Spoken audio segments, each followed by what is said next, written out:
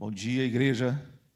Que a graça e a paz do Senhor Jesus Cristo continue em nossas vidas e corações. Amém? Bendito é o Senhor por essa manhã em que Ele fez para nós glorificarmos, nos regozijarmos nele e exaltarmos o nome dEle para todo o sempre. Amém. Abra sua Bíblia, por favor, no Evangelho de Marcos, capítulo 8. Se você estiver com sua Bíblia física, deixe aberta. Nós vamos dar uma pequena passeada no livro de Marcos, breve. Enquanto a Bíblia está sendo aberta, você está se acomodando ainda. Quero fazer um convite aos jovens que nos acompanham aí pelo YouTube, aos jovens da nossa igreja. Hoje nós daremos início ao segundo semestre da Escola Bíblica Dominical e vamos estudar o tabernáculo, onde nós seguiremos uma maquete que será construída nessa nossa sala de escola dominical. Eu tenho aqui até uma maquetezinha da Arca da Aliança, para nós estudarmos de maneira lúdica, bíblica e, sobretudo, espiritual, fazendo as conexões necessárias entre o tabernáculo do Antigo Testamento, Jesus Cristo, nosso Senhor, e o cristão, como também a habitação de Deus pelo Espírito Santo. Assim, nós entenderemos que seremos extremamente edificados. Você está convidado, jovem que nos acompanha pelo YouTube, vem para a EBD da Manancial, que vai ser bênção em nome de Jesus. Marcos capítulo 8, versículo 11.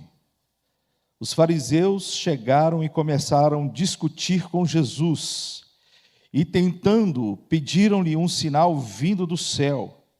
Jesus, porém, arrancou do íntimo do seu espírito um gemido e disse: por que esta geração pede um sinal? Em verdade lhes digo que nenhum sinal será dado a esta geração. E deixando-os, tornou a embarcar e foi para o outro lado do rio, no caso, no outro lado do mar, o mar da Galileia. Vamos fazer mais uma oração. Deus, obrigado pela Tua palavra e esse momento especial, onde somos edificados pela Tua presença gloriosa em nós e entre nós. O Senhor ordena vida e bênção, certamente, quando o Teu povo está reunido. Abre os olhos, ó Deus, para que possamos contemplar as maravilhas da Tua lei. Toca em nossos corações para que possamos guardar essas maravilhas no nosso íntimo e no nosso ser, a fim de andarmos iluminados pela lâmpada que é a Tua palavra. E assim, ó Deus, capacita-nos pelo Espírito Santo para correspondermos à ministração que o Senhor tem para nós em nome de Jesus. Amém. O Evangelho de Marcos, escrito pelo seu próprio autor, cujo nome é Marcos. Marcos, aquele que no início da sua vida, caminhada cristã, não estava muito seguro, não estava muito confiante e teve um fracasso. E às vezes nós precisamos entender que o fracasso nem sempre é a última palavra em nossa vida, nem sempre é a última palavra da nossa experiência. Marcos saiu com Barnabé e Paulo na primeira viagem missionária e no meio do caminho, com medo e sem confiar no Senhor, ele voltou para Jerusalém. Na segunda viagem missionária houve um conflito entre Paulo e Barnabé, porque Barnabé queria levar Marcos e Paulo por causa da questão do abandono na primeira viagem missionária, ele não queria. Assim, o Senhor, em seus desígnios e propósitos, porque todas as coisas cooperam para o bem daqueles que amam a Deus e ainda glorifica o nome de Deus, dividiu aqueles missionários. Barnabé e Marcos foi para um lado, Paulo, Silas foram para outro lado, e a obra missionária foi expandida desse jeito. Marcos, portanto, foi se desenvolvendo, ganhando confiança no Senhor e entregando completamente o seu coração ao Senhor, ao ponto de que ele passou depois a servir ao apóstolo Pedro, que o tinha como um filho espiritual. Primeira epístola de Pedro, capítulo 5, versículo 13, diz que ele era o seu filho espiritual. Pedro, quando saiu da prisão, o primeiro lugar que ele foi, para a casa da mãe de Marcos. Pedro, quando estava reunido com o povo, frequentemente ele ia para a casa de Marcos. Portanto, Marcos é um filho espiritual do apóstolo Pedro.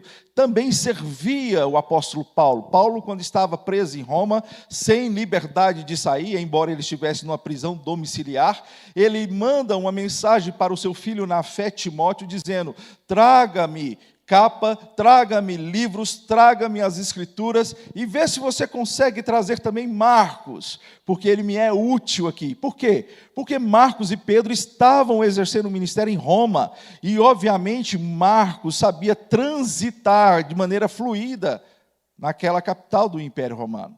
Naquela época, Tibério César era o grande imperador romano. Ele que sofria de uma depressão profunda, tinha deixado de se valer do título Filho de Deus. E Marcos, sabendo disso, ele começa o seu evangelho dizendo: Evangelho de Jesus Cristo, Filho de Deus.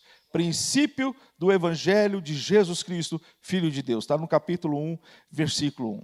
E todo o Evangelho de Marcos, nós temos muitas e muitas lições preciosas, obviamente, mas hoje eu quero trazer uma que é bem forte e evidente no Evangelho de Marcos, que diz respeito à autoridade de Jesus Cristo, em contraposição à autoridade do imperador romano.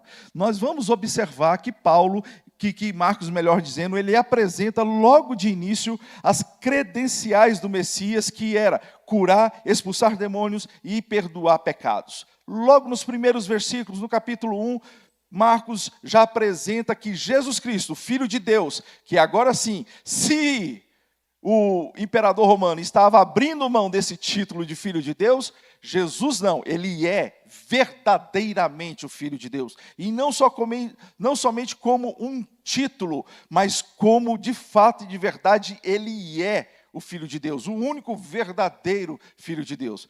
Marcos apresenta o batismo, onde o Pai legitima o Senhor Jesus Cristo como Filho amado em quem Ele se compraz. O Espírito Santo vem em uma forma como pomba, confirmando as palavras do Pai, e o Senhor sendo evidência de todo aquele momento ali peculiar, onde Ele estava como Deus sendo encarnado para salvar todos nós, o que cremos em Jesus Cristo. Assim, Marcos fala, ele começa a curar, começa a expulsar demônios, começa a perdoar os pecados, pois aquilo já era uma evidência do Messias e confrontava fortemente os fariseus. Ali no capítulo 1, no versículo 27, todos ficaram admirados quando ele expulsou um demônio de uma pessoa que estava ali próxima onde ele estava pregando, e falaram assim: que é isso? Uma nova doutrina? Com autoridade, ele ordena aos espíritos imundos e eles lhe obedecem. E olha que isso é só o princípio do Evangelho de Jesus Cristo. Marcos apresentando as credenciais. Mostra que ele também é o Senhor do sábado. No capítulo 2, a partir do versículo 23, ele mostra que era Senhor do sábado. Todos ficavam endeusando uma instituição, sábado. E Jesus Cristo mostra que Ele mesmo era Senhor do sábado ao curar as pessoas no dia de sábado. No capítulo 2, voltando um pouquinho no versículo 10, Jesus Cristo, que tinha perdoado os pecados de um paralítico que na casa de Zebedeu foi descido pela eira da casa, ele disse: filho, os seus pecados estão perdoados. Os fariseus se escandalizaram com aquilo. Quem é esse que pode perdoar pecados? Será que ele não sabe que só Deus pode perdoar os pecados? No versículo 10 do capítulo 2, Jesus: para que vocês saibam que o Filho do Homem tem autoridade sobre a terra para perdoar os pecados. Ele não somente perdoou os pecados daquele paralítico, mas ele curou e mandou aquele paralítico andar em seguida, e todos ficaram admirados com aquilo. Nós temos o episódio onde Jesus acalma uma tempestade, e os discípulos falaram: quem é esse que até o vento e o mar lhe obedecem? Porque eles estavam acostumados com os deuses da Grécia, por exemplo, a ouvir falar dos gregos da Grécia, Poseidon, o deus das águas dos mares, que agitava as águas dos mares, ou então Éolo, que é o Deus dos ventos. Por isso nós temos a energia eólica, a energia que vem dos ares, dos ventos. O Deus grego que comandava os ventos era Éolo. Mas eles, como pescadores e que estavam acostumados àquelas ventanias e tempestades, eles viam seus pescadores próximos ali, que serviam aos deuses da Grécia, clamarem por Poseidon, clamarem por Éolo, e nada acontecia. Mas Jesus Cristo um dia deu uma voz, deu uma ordem: aquieta-te. E o mar se aquietou completamente, a tempestade cessou e a bonança veio. Por isso eles ficaram admirados. Quem é esse que tem essa autoridade? Porque nós ouvimos falar de outros deuses, mas nunca provaram a sua autoridade. Esse provou, porque ele dá ordem, e os ventos e as águas dos mares obedecem. Aleluia, esse é o nosso Deus. Mais à frente no capítulo 5, nós temos o chefe da sinagoga, Jairo, clamando ao Senhor, ajoelhado aos pés de Jesus. Observe, a autoridade de Jesus é superior à autoridade de César, a autoridade de Jesus é superior aos deuses pagãos, a autoridade de Jesus é superior aos religiosos da época, porque o chefe da sinagoga, que não tinha mais nenhum recurso para que a sua filha, que estava doente, fosse salva da morte, ele chega e prostra-se diante de Jesus, pedindo clamor, graça e misericórdia para salvar a filhinha dele. E Jesus vai ao encontro da filha de Jairo, e nós sabemos que chegando lá, ele dá a ordem: Talita cumi, menina, levante-se. Ele é o Deus que ressuscita mortos e tem autoridade sobre todas as coisas. No meio do caminho, a mulher de fluxo de sangue toca na orla de suas vestes, e a orla das vestes do judeu é lugar de autoridade, porque o Senhor tinha mandado fazer uma túnica grande, mas colocar na sua borda alguns pesos, para que quando ele caminhasse, o vento não levantasse e mostrasse a vergonha dos homens, e assim tirando a autoridade dos homens diante da sociedade. Portanto, quando ela toca na orla das vestes, ela não somente cumpre uma profecia em Zacarias que dizia que da orla sairia poder, mas também ela reconhece a autoridade de Jesus Cristo, dizendo: se eu apenas tocar no lugar onde tem autoridade, eu serei curada. Marcos mostra que Jesus Cristo é o que tem autoridade. As pessoas ficam falando sobre Jesus Cristo e tudo mostra que ele tem autoridade. Marcos, no capítulo 6, versículo 7, ele chama os 12, e dando-lhes autoridade sobre espíritos imundos, ele envia para pregar o evangelho. Observe que só dá autoridade a outra pessoa quem tem autoridade em si mesmo. Só transfere e delega autoridade a outro quem intrinsecamente, quem já tem autoridade em si mesmo. E nós temos a multiplicação dos pães, nós temos Jesus Cristo que estava orando por aqueles homens ali, vendo que seus corações estavam endurecidos, e mesmo assim, com todas essas evidências, os fariseus, tentando Jesus, perguntam: com qual autoridade você faz essas coisas? E parece que Jesus está aqui meio que já saturado dessa tentação, dessa provocação desses homens. O texto diz de uma maneira espetacular que ele arranca do seu íntimo um gemido. Ele suspira fundo e fala assim: que geração incrédula, mesmo com todas as evidências, não percebe que eu sou o Messias, que eu tenho autoridade em mim mesmo. Eu não vou falar, eu não vou dizer nada. Essa geração ficará sem a minha resposta. Em um outro momento, eles perguntam sobre a autoridade de Jesus Cristo de novo. E Jesus fala assim: tá bom, eu vou falar que autoridade que é. Se vocês me responderem, está lá no capítulo 11, a partir do versículo 27, onde eles perguntam: com que autoridade você faz essas coisas? Versículo 28. Ou quem lhe deu essa autoridade para fazer isso? E Jesus Cristo vai ao cerne da questão. Eu vou responder para vocês então. Se vocês me responderem o seguinte: o batismo de João era do céu ou era da terra? E muitas vezes nós pensamos que a ausência de resposta dos fariseus, daqueles que estavam interpelando Jesus Cristo, é em função da situação que eles se colocariam em risco ali. Se nós falarmos que era do céu, ele vai perguntar: por que vocês não acreditam no batismo de João? Se nós falarmos que era da terra, muitas pessoas que estão aqui foram batizadas por João Batista e elas vão entrar contra nós, vão nos linchar aqui publicamente. Nós não vamos responder coisa nenhuma. E muitas vezes a gente pega na literalidade dessas expressões e achamos que eles deixaram de responder por causa disso. Mas não foi. Jesus estava sendo pontual no cerne da questão. Me diga uma coisa, o batismo de João é do céu ou da terra? Porque para receber o batismo de João, duas coisas eram necessárias: reconhecer o seu pecado e confessar o seu pecado como expressão de arrependimento. Porque o batismo dele era batismo de arrependimento.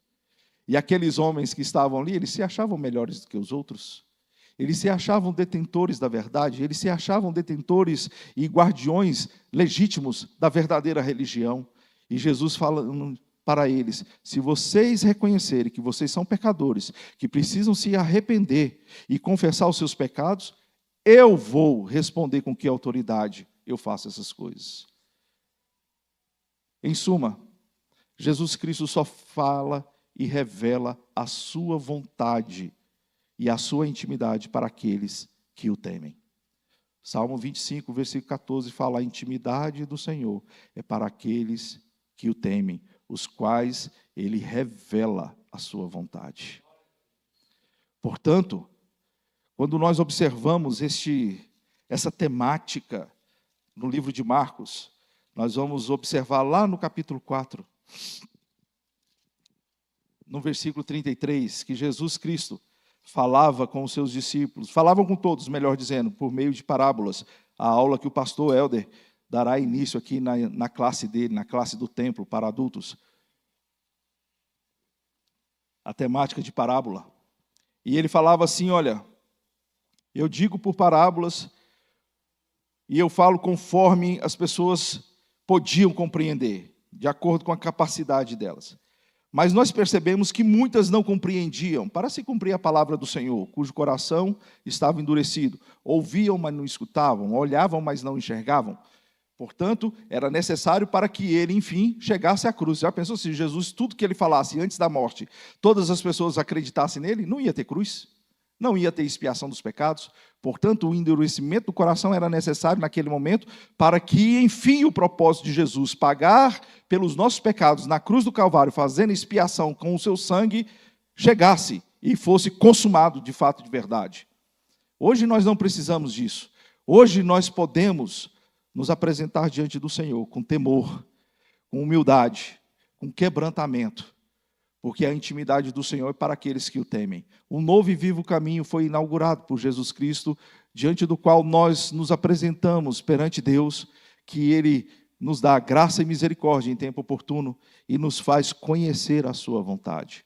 A grande questão é: nós ficaremos sempre perguntando qual a autoridade de Jesus, ou nós nos quebrantaremos diante de tal autoridade, reconhecendo que Ele é de fato e de verdade o Filho de Deus.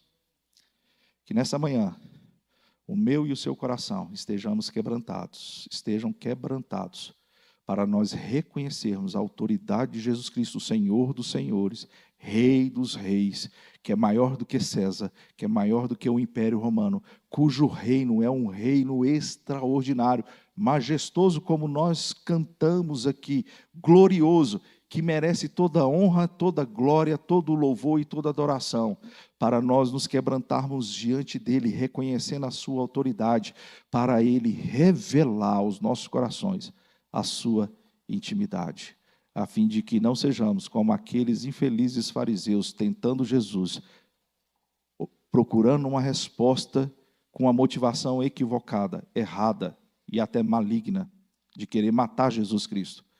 Ouçamos apenas um gemido e dizendo: eu só revelo a minha intimidade para aqueles que me temem. Que o Senhor coloque em nós esse temor para nos aproximarmos e sermos íntimos do Eterno. Baixe sua cabeça, por favor, feche seus olhos. Obrigado, Senhor, por este momento onde nós reconhecemos a autoridade do Senhor. Reconhecemos, ó Pai Celestial, que o Senhor é o Rei dos reis, Senhor dos senhores. O Senhor governa o universo com cetro de justiça, destra fiel, com mão forte. E ela não somente está no governo de todas as coisas, mas também estendida para abençoar aquele cujo coração é quebrantado, que tem temor do Senhor e que está, ó Deus, prostrado diante do Senhor, reconhecendo a tua soberania, aos quais o Senhor dá a conhecer, ó Deus, a tua vontade e revela a tua intimidade. Tu és o Senhor, o Messias, o Cristo do Deus vivo.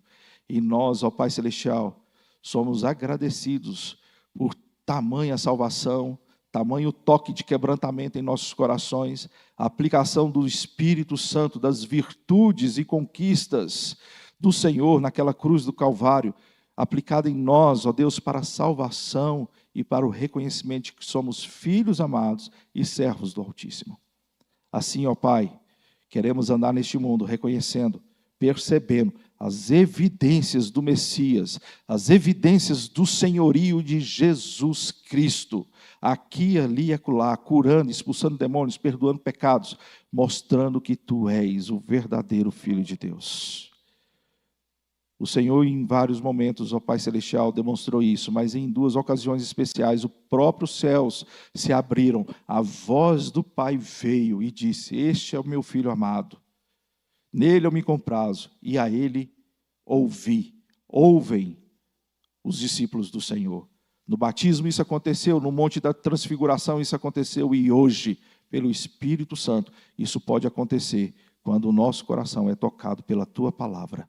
E eu Te louvo por isso, em o nome de Jesus. Amém.